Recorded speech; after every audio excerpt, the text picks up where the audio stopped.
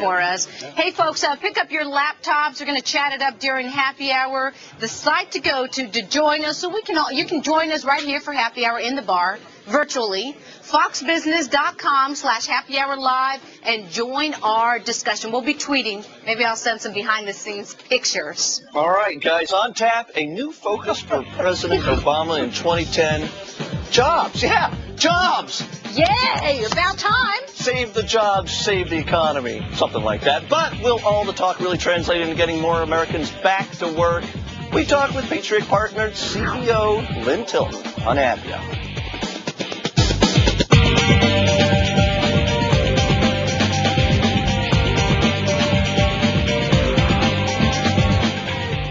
I've been pointing to the White House-sponsored website for months. According to recovery.gov, their site, a job created cost, ready for this, $413,693 each.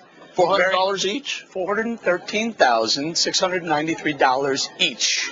Each. All right, jobs, that's it. With a very telling loss in Massachusetts, the Obama administration has thankfully found religion.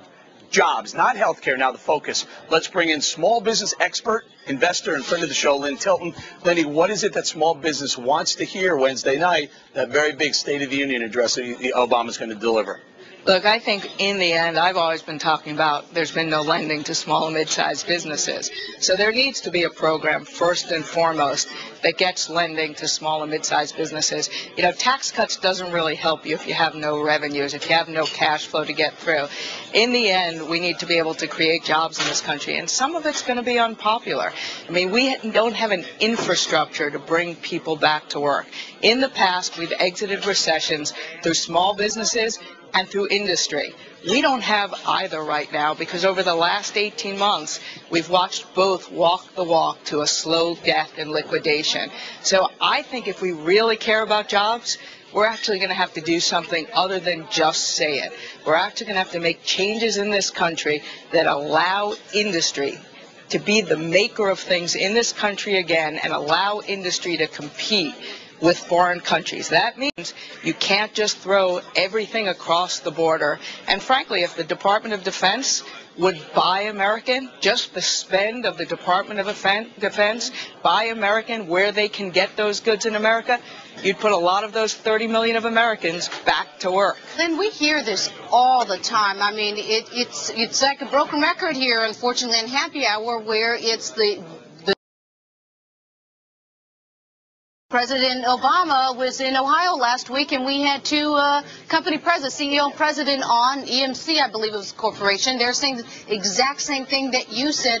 You really think the government needs to intervene and tell banks you have to loan, or does the government create an SBA type of emergency program to get the money to you? I don't think you can get the banks now after the fact and say you have to lend, because the regulators are in there saying don't lend to these companies. And then people say these are deteriorating credits. Well, if you hadn't had a job for 24 months, you'd be a deteriorating credit. If you haven't had access to capital, you're a deteriorating credit. So I put a program in front of Geithner 8 months ago, which basically got the private sector involved with the public sector to make rescue loans to small and mid-sized businesses.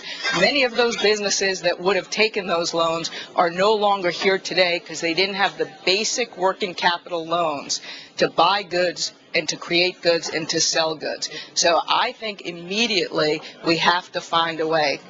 Well, come on, Cody, come on. I gotta call you out. She's ready for you, Cody. In all seriousness, you were here a year, 2 years ago telling me that we needed to bail out Wall Street in order to protect the flow of credit to small businesses. You defended the TARP bailout. No, I didn't. I fought with you. Lynn, you did, and now you can't repaint the history. No, I did. Look, I read the Clarion Call to America. You need to actually remember who you're talking to. I wrote last October that if you gave banks the money without the mandate to lend, then frankly none of that would reach small business and unemployment would reach astronomical levels. You got the wrong lady here. No, you might still, but the reality is you wanted the nuances, difference of the bailouts, but you're sitting here today still telling me we got to get Geithner involved to fix things. They're the problem. Well, then you tell me what you want to do with 30 million Americans that are jobless, homeless, and hopeless. Yeah. In the end, every country, every developing country is built on putting people to work. That's why people open their doors to foreign investment. That's why we build infrastructure. We are de-evolving as a nation. And you can't just say it's okay, because the reality is we've lost $12 trillion of household spending in this country and household worth. What are we going to do? We're going to allow people just to walk in the streets and fight in the streets? The reality is we need to change the infrastructure of this country such that we can put people back to work. That means we need small businesses and we need industry. I've never said that we should bail out banks and Wall Street without mandate to lend or giving everything back. I said, let's put a federal bank in place that would actually lend direct without the bailout. Yeah. And the reality is, or you let everything go and you let people rise up from the Real ashes. quick, we're going to run out of time, about 30 seconds or so. Well, what would be wrong with reducing payroll taxes or tax holidays instead of we speak to a lot of small businesses and owners, and they unequivocally say, give me the tax break versus give me free money to train my employees or to hire employees. Well, I think you need lending to stay. If you don't have the money to buy materials, to make things, to get to basically sell them, then you have nothing. And frankly, you need money above the line. If you're saying payroll tax, no payroll tax, so you're 25% above the line, but to give tax incentives to hire people when you don't have the money, it's like giving, child care benefits when you don't have a job, okay? In the end, you need to have the money to pay people. You need a revenue line. I mean, that's what you're saying. You don't have the revenue lines, okay? There's 70% of this economy is consumer spending, and people don't have jobs. Lynn Tilton, thank you very much. And hopefully the president and his people were listening to you right now. It would be a first time. Yeah.